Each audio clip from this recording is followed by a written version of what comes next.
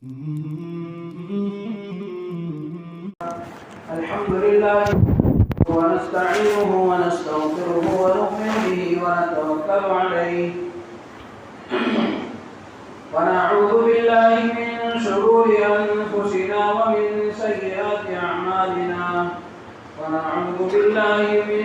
شرور أنفسنا ومن سيئات أعمالنا ونعوذ بالله من شرور أنفسنا ومن سيئات أعمالنا من يهده الله فلا مضل له ومن يضلله فلا هادي له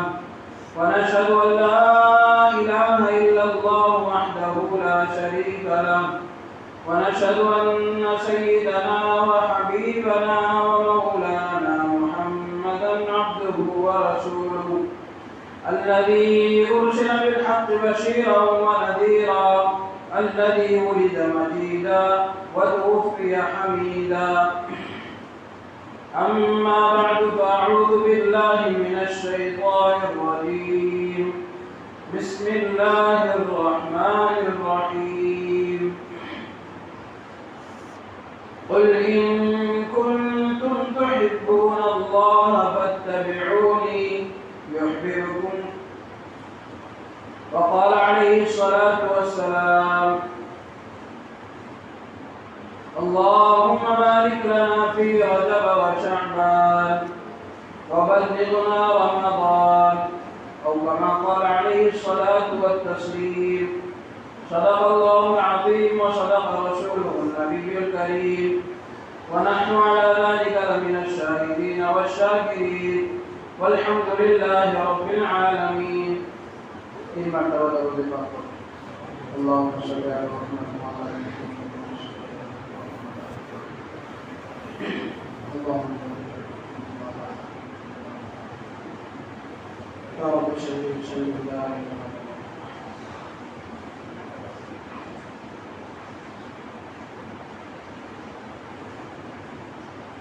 محترم بزرگوں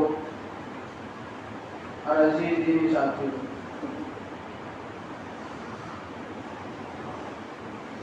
جس ماہ سے ہم گزر رہے شعبان المعظم کا مہینہ کہلاتا ہے۔ شعبان المعظم کی آج 12 تاریخ ہے۔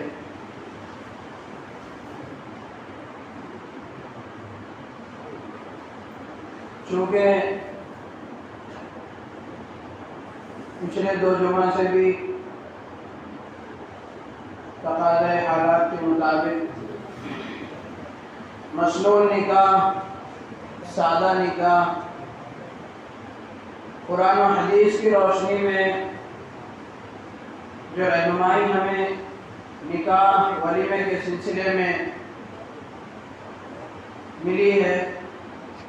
ان پیغامات کو ہم سن رہے ہیں۔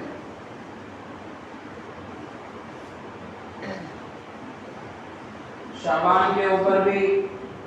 کچھ باتیں ہمارے سامنے آنا ضروری تھی، نہیں آ سکی تقاضے کی وجہ سے، اس لیے گزشتہ موضوع کو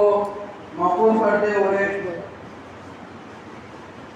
کیونکہ 2 دن کے بعد شب برات منائی جاتی ہے، تو اس کی حقیقت کیا ہے، اس کی اصلیت کیا ہے، اس کی افادیت کیا ہے، اس میں پیش آنے والے مسائل کو جاننا، اس میں ہونے والے بدعات و خرافات سے ہمیں واقف ہو کر اس سے اجتناب و پرہیز کرنا، خود بھی ان بدعات و خرافات سے روکنا، دوسروں کو بھی روکنے والا ہونا، اس لیے یہ بھی ضروری تھا۔ آج کے عنوان اور موضوع میں ہم اسی سلسلے میں انشاءاللہ گفتگو کریں گے اور عمل کی نیت سے انشاءاللہ سنیں۔ جب کوئی بات عمل کی نیت سے انسان سننے کی کوشش کرتا ہے تو بات کو بھی غور سے سنتا ہے، ورنہ باتیں تو 1000 مرتبہ انسان سنتا ہے اور یہی اس کا مقصد ہوتا ہے کہ آدھا گھنٹہ مولانا بات کرتے، بات ختم ہوگی، جمعہ کا خطبہ ہوگا، نماز ہوگی، گھر پہ چلے، تو بات کو بھی اہمیت سے نہیں سنتا، پھر وہ معمولات کو پورا کرنے کے لیے یہ ہمارا وقت گزر جاتا ہے۔ اس لیے جو بات بھی ہم دین کی سنیں، عمل کی نیت سے سنیں، عمل کے ارادے سے سنیں اور عمل کرنے کا عزم مسلمان اور پکا ارادہ کریں کہ انشاءاللہ جو صحیح بات قرآن و حدیث کی روشنی میں ہمیں بتائی جائے گی ہم خود بھی اس پر عمل پیرا ہوں گے اور دوسروں کو بھی اس کی رہنمائی کریں گے، دوسروں تک بھی اس بات کو پہنچانے والے بنیں گے۔ تو یہ ہمارا یہاں مل جل کر بیٹھنا ثواب سے خالی نہ ہونے کے ساتھ ساتھ ہمارے لیے فائدہ مند ہوگا۔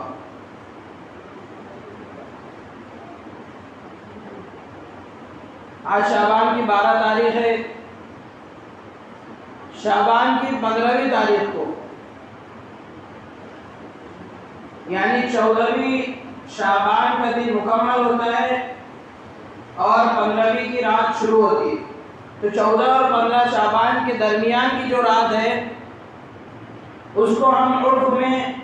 شب برات سے تعبیر کرتے ہیں، شب برات کے نام سے جانتے ہیں۔ ہمیں معلوم ہونا چاہیے کہ اس کو شب برات کیوں کہا جاتا ہے۔ شب کے معنی کیا آتے ہیں، برات کے معنی کیا آتے ہیں؟ شب یہ ایک فارسی لفظ ہے جس کے معنی رات کے آتے ہیں، اور برات یہ عربی لفظ ہے، اس کے معنی آتے ہیں چھٹکارے، اس کے معنی آتے ہیں آزادی کے۔ شب برات آزادی کی رات، چھٹکارے کی رات۔ کس چیز سے آزادی اور چھٹکارا، کس چیز سے برات، کس چیز سے الگ تھلگ ہونا؟ تو جہنم سے چھٹکارا، جہنم سے آزادی اور جہنم سے الگ تھلگ ہونے کی رات۔ اس رات کا نام جو ہم نے تجویز کیا ہے شب برات کے نام سے، یہ نہ قرآن میں ثابت ہے اور نہ ہی حدیث میں ثابت ہے۔ بزرگان دین اس رات میں اہتمام عبادت کرتے ہیں، عبادات کا، نفلوں کا، توبہ و استغفار کا اہتمام کرتے ہیں، اور اس رات میں مغفرت کی باتیں منقول ہیں۔ اس اعتبار سے اسے شب برات کہا جاتا ہے،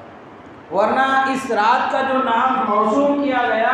یہ نام قرآن و حدیث سے موسوم نہیں ہے۔ قرآن و حدیث میں اس رات کو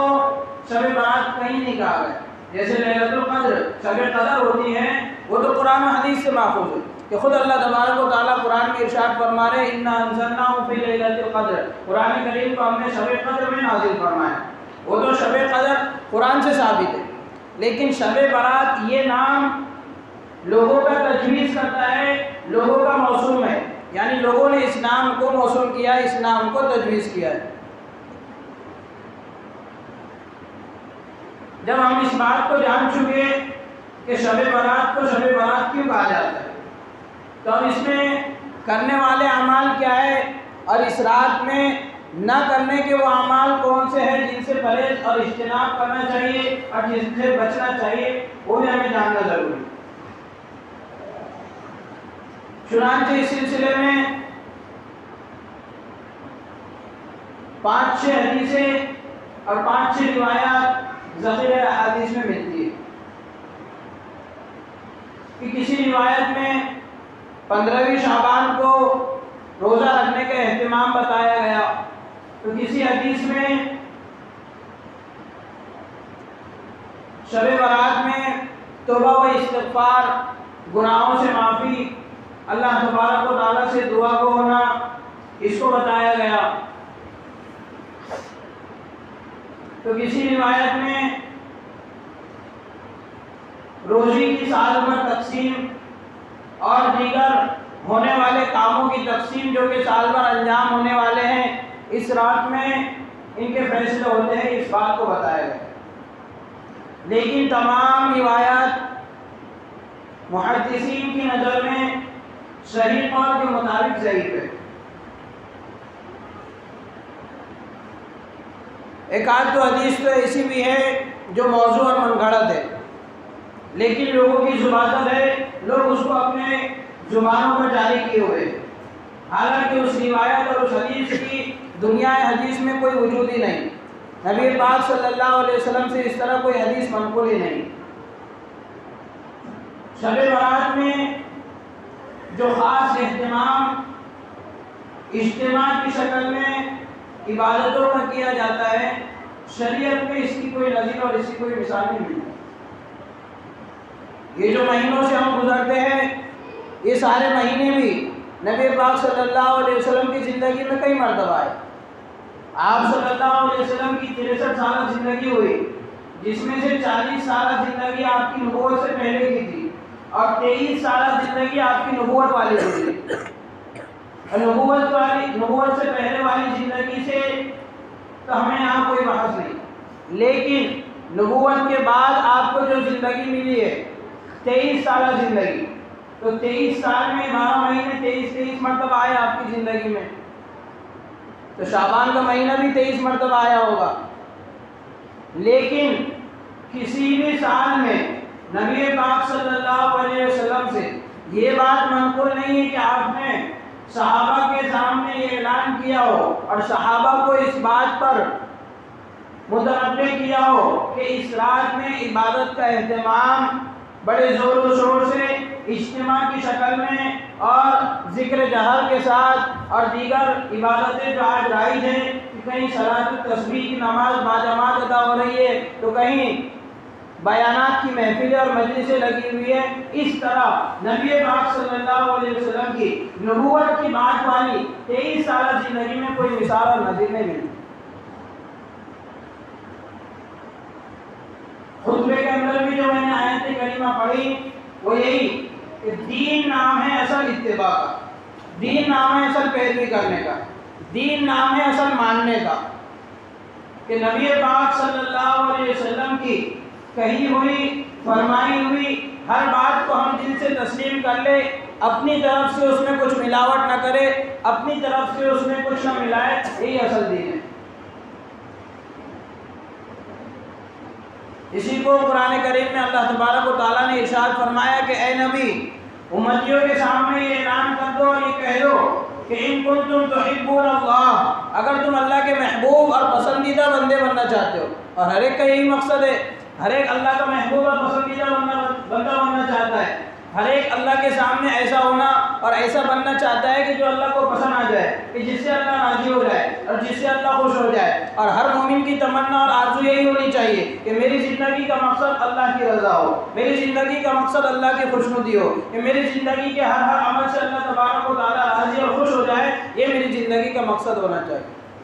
تو اسی مقصد کو قرآن حکیم میں اللہ تبارک و تعالیٰ نے ارشاد فرمایا ان کنتم تحبون اللہ، اگر تم میرے محبوب بننا چاہتے ہو، اگر تم میرے پسندیدہ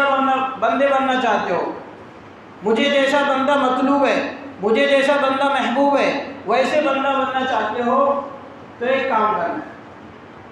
رسول کے ذریعے اعلان کروایا، نبی پاک صلی اللہ علیہ وسلم کے ذریعے اپنے امتیوں کے سامنے کہلوایا کہ فاتبعونی، میری اتباع کرو، میری پیروی کرو۔ پتہ چلا کہ اللہ کا محبوب بندہ بننا یہ اسی وقت ہو سکتا ہے جب کہ ہم نبی پاک صلی اللہ علیہ وسلم کی کامل اتباع کریں، جب کہ ہم نبی پاک صلی اللہ علیہ وسلم کی مکمل پیروی کریں۔ اب ہم دین میں اپنی طرف سے کوئی بات رائج کرے یا دین میں اپنی طرف سے کسی بات کا اضافہ کرے، یہ تو پیروی نہیں ہے نا، یہ تو اتباع نہیں ہے، بلکہ یہ تو ایک طرف سے مخالفت ہوئی کہ نبی پاک صلی اللہ علیہ وسلم کا فرمان اور آپ کی رہنمائی اور رہبری تو اس سلسلے میں یہ ہے، اور ہم اس میں اپنی طرف سے کچھ ملاوٹ کر رہے ہیں، ہم اپنی طرف سے اس میں کچھ کمی زیادتی کر رہے ہیں، یہ تو مخالفت ہوئی، یہ تو خلاف ورزی ہوئی۔ نبی پاک صلی اللہ علیہ وسلم کی اتباع کا حکم ہے، آپ کی پیروی کا حکم ہے، نہ کہ آپ کی مخالفت اور آپ کے کہے ہوئے عمل کے خلاف کرنے کا حکم ہے۔ اس لیے ہم کو اگر اللہ کی رضا مطلوب ہے، ہمیں اگر اللہ کی محبوبیت مطلوب ہے، تو ہمیں نبی پاک صلی اللہ علیہ وسلم کا ہر عمل میں، ہر سلسلے میں، ہر مرحلے میں، ہر ہونے والے پروگرام میں، ہر آنے والے عمل میں ہم کو نبی پاک صلی اللہ علیہ وسلم کی اتباع کرنی ہوگی۔ چنانچہ ہم جب نبی پاک صلی اللہ علیہ وسلم کی 23 سالہ زندگی پر نظر ڈالتے ہیں تو آپ نے کسی بھی سال ماہ شعبان میں 15ویں رات کو صحابہ کو مسجد نبوی میں جمع کر کے یوں نہیں فرمایا کہ اس رات عبادت کا خوب اہتمام کرو۔ ایک حدیث میں اتنا ضرور آتا ہے کہ حضرت جبرائیل علیہ السلام نبی اکرم صلی اللہ علیہ وسلم کی خدمت اقدس میں حاضر ہوئے۔ آپ دیر رات گھر تشریف لائے تھے، جبکہ حضرت عائشہ رضی اللہ تعالیٰ عنہ کے گھر پر آپ کی باری تھی، ہمیں معلوم ہونا چاہیے کہ آپ کی ازواج مطہرات کئی ساری تھی، 11 آپ کی ازواج مطہرات ہوئی، بیک وقت 9 تھی۔ اس میں سے نبی پاک صلی اللہ علیہ وسلم نے اپنے اوپر یہ لازم کر رکھا تھا کہ ہر ایک دن ایک زوجہ مطہرہ کے پاس رات گزارنا۔ چنانچہ اس رات حضرت عائشہ رضی اللہ تعالیٰ عنہ کی باری تھی، آپ دیر رات آئے، حضرت عائشہ رضی اللہ تعالیٰ عنہ سو چکی تھی۔ نبی پاک صلی اللہ علیہ وسلم نے دیکھا کہ حضرت عائشہ سوئی ہوئی ہیں، آپ آئے، تھوڑی دیر لیٹے، اور اس کے بعد حضرت جبرائیل علیہ السلام آپ کی خدمت میں آئے اور کہا کہ جاؤ بقیع غرقد والوں کے لیے دعائے مغفرت کرو، یعنی جو قبرستان بقیع، جنت البقیع جسے ہم کہتے ہیں، بقیع غرقد والوں کے لیے دعائے مغفرت کیجیے۔ نبی پاک صلی اللہ علیہ وسلم تشریف لے گئے اور جنت البقیع میں ہاتھ اٹھا کر دعا مانگی۔ یہاں ہمیں ایک مسئلہ یاد رکھنا چاہیے کہ قبرستان کے اندر ہاتھ اٹھا کر دعا مانگنے کو ہمارے اکابرین اور علماء منع فرماتے، اس لیے منع نہیں فرماتے کہ ناجائز ہے، اس لیے منع نہیں فرماتے کہ حرام ہے۔ ہاتھ اٹھا کر دعا کرنا یہ تو ادب ہے، ورنہ ہم ہاتھ نیچے چھوڑے ہوئے اور اللہ تعالیٰ سے کہہ رہے ہیں کہ اللہ تعالیٰ معاف کر دیجیے، یہ تو بدتمیزی ہوئی، بے ادبی ہوئی، اللہ کی شان میں گستاخی ہوئی کہ اللہ رب العزت جو کہ عظیم شخصیت ہے اور اللہ تعالیٰ کی بارگاہ میں ہم ہاتھ اٹھائے بغیر دعا کر رہے ہیں، چل جائے کہ یہ بھی جائز ہے۔ اللہ تبارک و تعالیٰ بغیر ہاتھ اٹھائے بھی دعائیں سنتے ہیں اور قبول کرتے ہیں، لیکن آداب دعا میں سے یہ ہے کہ ہم ہاتھ اٹھا کر دعا مانگیں۔ تو یہ ہاتھ اٹھا کر دعا مانگنا ہے تو آداب دعا میں سے ہے، لیکن قبرستان میں ہمارے اکابرین اور علماء منع فرماتے ہیں۔ وجہ اس کی یہ نہیں کہ یہ ناجائز اور حرام ہے، وجہ اس کی یہ ہے کہ قبرستان میں اگر ہم ہاتھ اٹھا کر دعا مانگیں گے تو دیکھنے والے کو یہ نظر آئے گا کہ قبر والے سے مانگ رہا ہے، اور چونکہ اللہ کے علاوہ سے کسی سے اپنی حاجت کو پوری کرنا یا اللہ کے علاوہ کسی کو حاجت روا، مشکل کشا، حالات کو حل کرنے والا، مسائل کو ختم کرنے والا، پریشانیوں کو دور کرنے والا، دفع ولیات اور دفع مسائل کسی کو سمجھنا یہ جائز نہیں ہے۔ یہ شرک کہلاتا ہے کہ کسی دوسرے سے ہم اپنی مشکل کا حل کروائے، خدا تعالیٰ کے سوا کسی غیر کے سامنے ہاتھ ہم پھیلائے، یہ شرک کہلاتا ہے۔ چنانچہ ہمارے اس عمل سے دیکھنے والے کو یہ شائبہ ہو سکتا ہے اور وہی سمجھ سکتا ہے کہ ہو سکتا ہے یہ قبر والے سے مانگ رہا ہے، تو یہ شرک کے مترادف عمل ہو رہا تھا، شرک کے موافق عمل ہو رہا تھا۔ شکل جو اس کی بن رہی تھی وہ بظاہر یوں بن رہی تھی کہ قبر والے سے مانگا جا رہا ہے، سائل کر کے اللہ تبارک و تعالیٰ سے اپنی مغفرت اور صاحب قبر کے لیے مغفرت کی دعا کر رہا تھا، لیکن دیکھنے والے کو یہ گمان ہو سکتا تھا۔ تو غلط گمانی سے بچانے کے لیے، بدگمانی سے بچانے کے لیے، اور اپنے تئیں کسی کو کفر و شرک کا واہمہ ہو، دوسرے کے دل میں ہمارے متعلق یہ خیال پیدا ہو کہ یہ شخص تو کافر ہے، یہ شخص تو مشرک ہے، یہ شخص تو قبر والوں سے مانگتا ہے، یہ شخص تو قبر پرست ہے، تو دوسروں کے سامنے ہماری شکل خراب نہ ہو، دوسروں کے ذہنوں میں بدگمانیاں پیدا نہ ہو، اور دوسروں کو دیکھنے کے لیے اشکال ان کے ذہنوں میں پیدا نہ ہو، اس وجہ سے اکابرین منع فرما۔ ورنہ نبی پاک صلی اللہ علیہ وسلم نے قبرستان کے اندر ہاتھ اٹھا کر دعا مانگی، اور بقیع غرقد والوں کے لیے، جنت البقیع والوں کے لیے، اس قبرستان والوں کے لیے نبی پاک صلی اللہ علیہ وسلم نے دعائیں مانگی۔ جب نبی پاک صلی اللہ علیہ وسلم حضرت عائشہ رضی اللہ تعالیٰ عنہ کے بستر سے اٹھ کر کے جنت البقیع جا رہے تھے، تو حضرت عائشہ رضی اللہ تعالیٰ عنہ نے دیکھ لیا کہ حضور میرے بستر سے اٹھ کر کہیں جا رہے ہیں۔ چنانچہ حضرت عائشہ رضی اللہ تعالیٰ عنہ بھی چپکے چپکے آپ کے پیچھے ہو رہی اور نبی پاک صلی اللہ علیہ وسلم کے پیچھے دھیرے دھیرے جانے لگی، اور آپ کو محسوس نہیں ہونے دیا کہ میں آپ کے پیچھے آ رہی ہوں۔ دیکھا کہ آپ کہاں جا رہے ہیں، دیکھا تو آپ جنت البقیع میں گئے، اور وہاں جا کر آپ صلی اللہ علیہ وسلم نے جنت البقیع والوں کے لیے، بقیع غرقد اور اس قبرستان والوں کے لیے دعائیں مغفرت کی اور واپس لوٹ گئے۔ تو حضرت عائشہ رضی اللہ تعالیٰ عنہ قبل اس کے نبی پاک صلی اللہ علیہ وسلم گھر پر تشریف لاتے، حضرت عائشہ رضی اللہ تعالیٰ عنہ خود پہلے سے آ گئی اور دوڑتی بھاگتی ہوئی بستر پر آ کر سو گئی۔ چنانچہ بھاگنے کی وجہ سے اور تیز رفتاری سے آنے کی وجہ سے حضرت عائشہ رضی اللہ تعالیٰ عنہ کی سانس پھول رہی تھی۔ جب ہم تھوڑی تیز رفتار سے چلے یا ہم بھاگے اور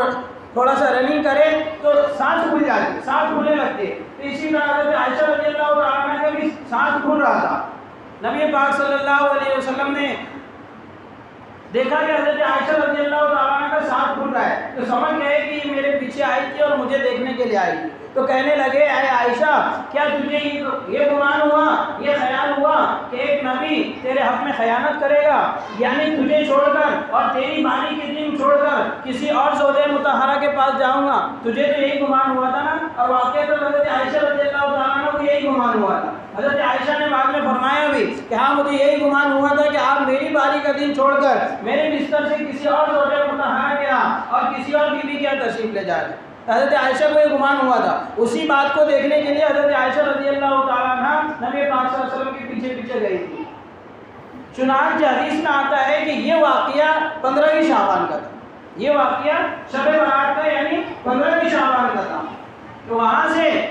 بہت سارے حضرات نے یہ گمان کر لیا اور یہ سمجھ لیا کہ اس رات میں زیادہ سے زیادہ عبادت کرنا یا اجتماع کی شکل میں عبادت کرنا یا اس رات میں محفلیں قائم کرنا، مجلسیں قائم کرنا، جلسے جلوس کروانا اور بڑے بڑے بیانات اس رات میں کرتے ہوئے رات کو گزار دینا، یہی اس رات کا عمل ہے. حالانکہ اس رات کا عمل یہ نہیں. اور یہ واقعہ ہم دیکھیں نبی پاک صلی اللہ علیہ وسلم کی مکمل نبوت کی 23 سالہ زندگی میں سے صرف 1 سال کا واقعہ ہے. تو 1 سال کے واقعے سے کہیں یہ تو لازم نہیں آ جاتا کہ ہر سال اس رات میں زور شور کیا جائے، ہر سال اس رات میں جو ہے تو شور و غل کیا جائے اور اس طریقے کا عمل کیا جائے. چنانچہ اسی عمل کو دیکھتے ہوئے بہت سارے حضرات اس رات میں قبرستان بھی جاتے ہیں اور یہ کہتے ہیں کہ یہ نبی پاک صلی اللہ علیہ وسلم کی سنت ہے. تو پہلے ہم ذرا سنت کو بھی سمجھتے ہیں کہ سنت کہتے کسے. سنت اس عمل کو کہا جاتا ہے جس کو نبی پاک صلی اللہ علیہ وسلم نے اکثر و بیشتر کیا ہو، یعنی جس کو آپ نے پے در پہ لگاتار تسلسل کے ساتھ نہ کیا ہو، کبھی کبھار اس کو چھوڑ دیا ہو، لیکن اکثر آپ کی عادت اس عمل کو کرنے کی رہی ہو، اس عمل کو سنت کہا جاتا ہے. جب ہم اس عمل کو اس سنت کی تعریف کے تحت دیکھتے ہیں تو ہمیں یہ عمل سنت نظر نہیں آتا. سنت تو اس کو کہا جاتا ہے جس کو نبی پاک صلی اللہ علیہ وسلم نے مسلسل کیا ہو، کبھی کبھار چھوڑ بھی دیا ہو. وہ بھی اس وجہ سے کہ اگر آپ مسلسل کرتے تو وہ عمل فرض ہو جائے گا اور امت کے حق میں تنگی ہوگی، امت کو اس کی وجہ سے پریشانی لاحق ہوگی. تو آپ نبی پاک صلی اللہ علیہ وسلم امت پر شفیق تھے، مہربان تھے. قرآن میں بھی اللہ تبارک و تعالیٰ نے اس کو بیان فرمایا کہ یہ نبی تم پر شفیق ہے، مہربان ہے، رحم دل ہے. اس لیے بہت سارے اعمال آپ کے تھے، بہت سارے اعمال کی عادات آپ کو تھی، لیکن باوجود ہے کہ آپ کا دل چاہتا تھا کہ میں اس کو کروں، لیکن امت کی خیر خواہی کے حق میں اور امت پر پریشانی نہ ہو جائے، امت کو پریشانی اور تنگی محسوس نہ ہو، اس لیے آپ اس عمل کو کبھی کبھار چھوڑ بھی دیا کرتے تھے. تو یہ عمل فرض اور واجب نہ ہو جائے اس خوف سے کہ میرے تسلسل اور مداومت اور ہمیشگی کے کرنے کی وجہ سے یہ امت پر لازم نہ ہو جائے، اس لیے عمل کو چھوڑ دیا کرتے. وہ عمل سنت کہلاتا ہے. اب اس تعریف کے ضمن میں ہم قبرستان جانے والے عمل کو 15ویں شعبان کے اندر قبرستان میں جانے والے عمل کو دیکھیں تو ہمیں یہ عمل سنت نظر نہیں آتا. کیونکہ اگر یہ عمل سنت ہوتا تو حضرت ابو بکر بھی کرتے، حضرت عمر بھی کرتے، حضرت عثمان بھی کرتے، دیگر صحابہ بھی کرتے. اور حدیث کی دنیا میں ہمیں بار بار سننے کو یہ ملتا کہ 15ویں شعبان کو قبرستان جانا سنت عمل ہے. لیکن کہیں کسی صحابی سے حدیث کی دنیا میں منقول و ثابت نہیں ہے کہ انہوں نے 15ویں شعبان کو قبرستان تشریف لے گئے ہو. قبرستان کو ایسے ہر جمعہ کو جانا چاہیے کہ مرحومین کا ہمارے اوپر حق ہوتا ہے اور وہاں جانے سے ہمیں بھی اپنے آخرت کی یاد تازہ ہوتی ہے، ہمیں بھی اپنے آخرت کی فکر ہوتی ہے، ہمیں بھی اپنے آخرت کو بنانے اور سنوارنے کی فکر ہوتی ہے. ہر جمعہ کو جانا چاہیے. لیکن کسی رات میں کسی عمل کو یا کسی دن میں کسی عمل کو مخصوص کر دینا، یہی تو بدعت کہلاتا ہے، یہی تو دین میں اضافہ کہلاتا ہے، یہی تو دین میں زیادتی کہلاتا ہے. اور اسی بات سے ہمیں اٹھنا ہے اور یہ چیز اتباع کے خلاف ہے. اتباع اسی عمل کو کہا جائے گا، پیروی اسی عمل کو کہا جائے گا جس میں ہو بہو نقالی کی جائے، جس میں ہو بہو پریکٹیکل کیا جائے کہ نبی پاک صلی اللہ علیہ وسلم نے جس طرح جو عمل کیا ہو اسی طرح سے اس عمل میں کمی بیشی کیے بغیر، اضافہ اور کمی کیے بغیر اس عمل کو کرنا یہ سنت کہلائے گا. اب ذرا ہم ہمارے عمل کو نبی پاک صلی اللہ علیہ وسلم کے اس عمل کے ضمن میں دیکھیں کہ آپ نے تو اپنی مکمل زندگی میں صرف ایک مرتبہ اس رات تشریف لے گئے قبرستان اور ہم ہر سال جاتے ہیں. تو یہ ہمارا عمل سنت کے مطابق ہوا یا مخالف ہوا؟ ہم ظاہر بات ہے کہ عمل ہمارا سنت کے خلاف ہو. ایک آدھ مرتبہ ہم بھی اپنی زندگی میں چلے جائیں کہ حضور پاک صلی اللہ علیہ وسلم ایک مرتبہ تشریف لے گئے تھے اس لیے ہم بھی چلے جائیں، ورنہ حقیقت میں یہ عمل سنت نہیں. مرحومین کا ہمارے اوپر حق ہے، ہم ہر جمعہ کو تشریف لے جائیں، عید کے دن عیدین کو تشریف لے جائیں، جب ہمیں وقت ملے تب تشریف لے جائیں، یا ہمارے کسی عزیز قریب کے محلے والے کا انتقال ہو رہا ہے تو اس میں ہم جب جا رہے تو مرحومین کو وہاں جا کر پڑھے، بخشے، ایصال ثواب کریں. لیکن کسی عمل کو جو عمل حدیث سے قرآن سے ثابت نہیں ہے اپنے اوپر لازم کر لینا یا اس کو لازم اور ضروری سمجھ کر کرنا، یہ بدعت اور خرافات میں داخل ہوتا ہے. اس سے ہمیں بچنا چاہیے.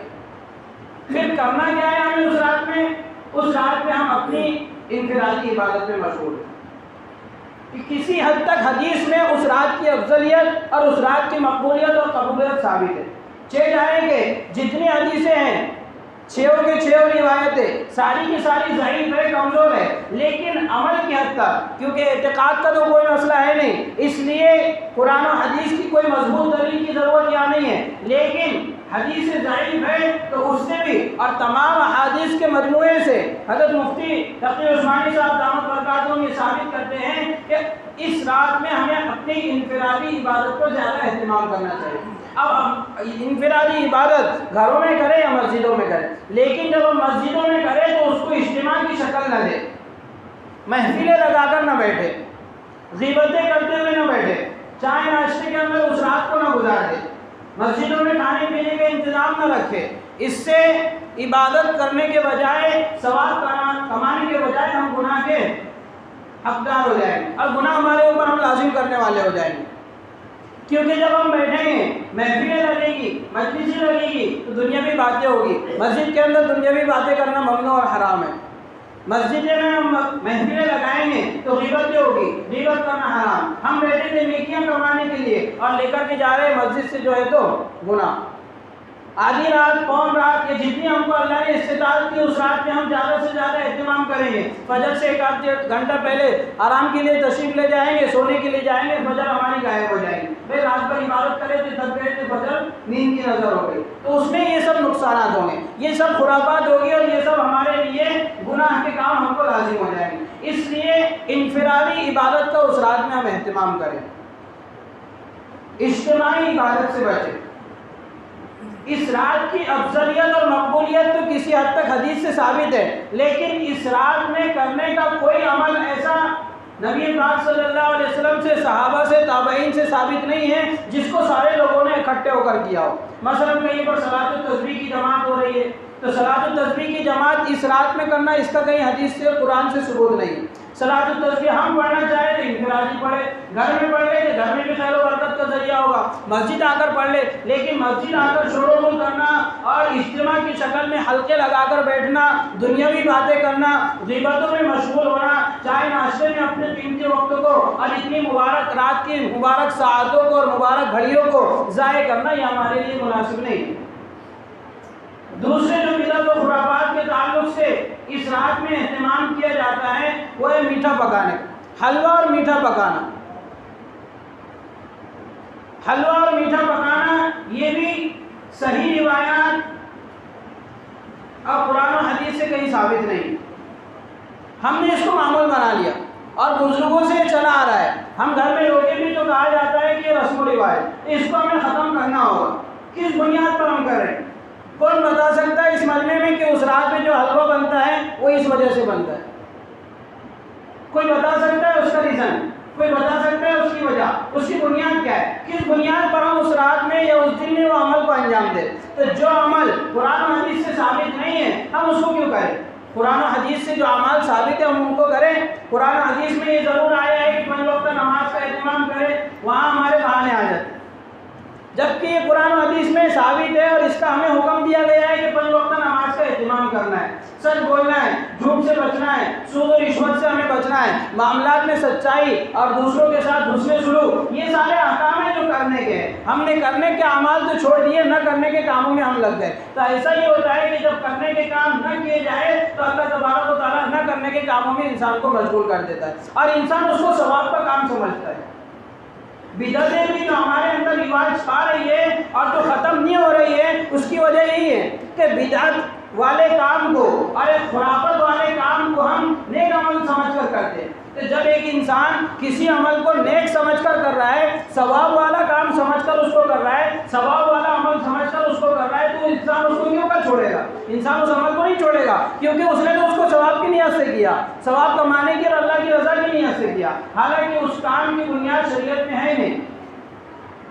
15ویں شعبان کو روزہ رکھنے کے متعلق جو ہدایات ہمیں قرآن و حدیث میں ملتی ہے وہ یہ کہ اس دن روزہ رکھنے کی کوئی خاص فضیلت نہیں، لیکن انسان روزہ رکھنا چاہے تو اپنے طور سے رکھ سکتا ہے.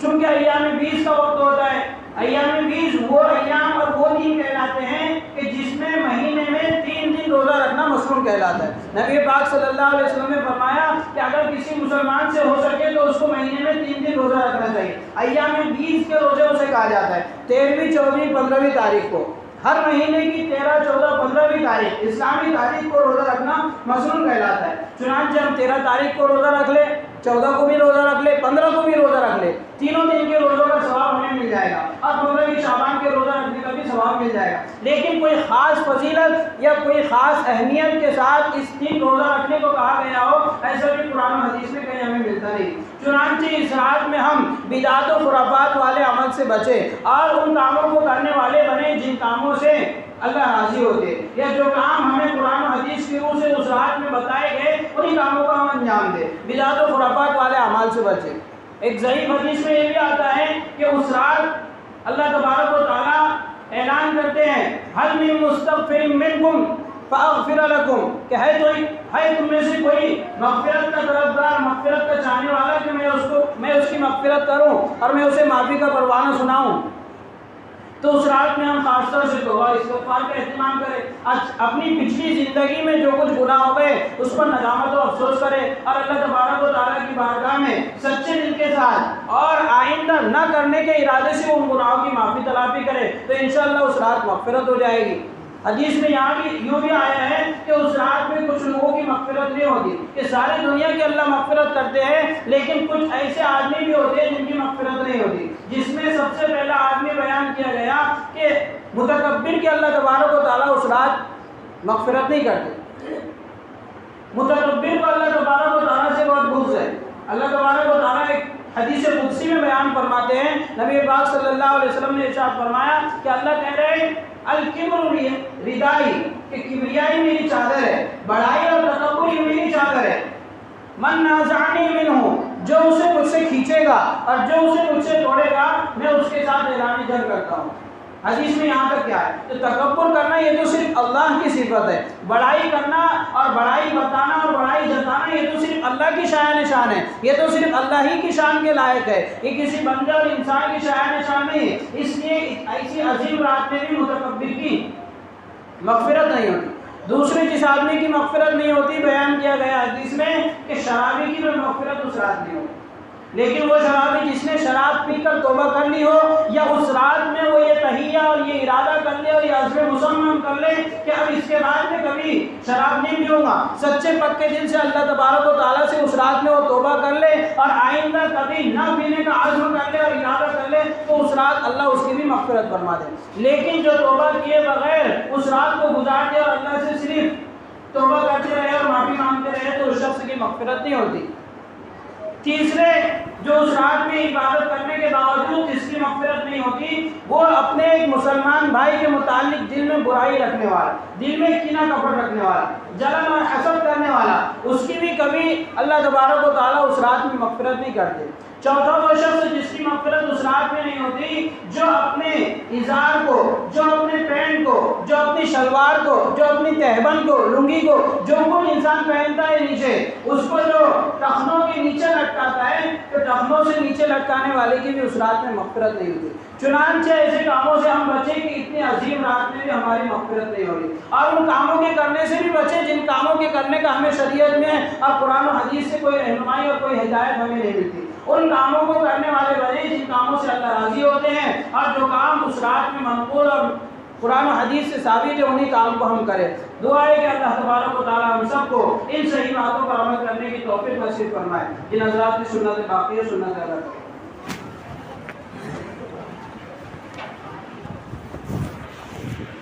रे बाबू कैसा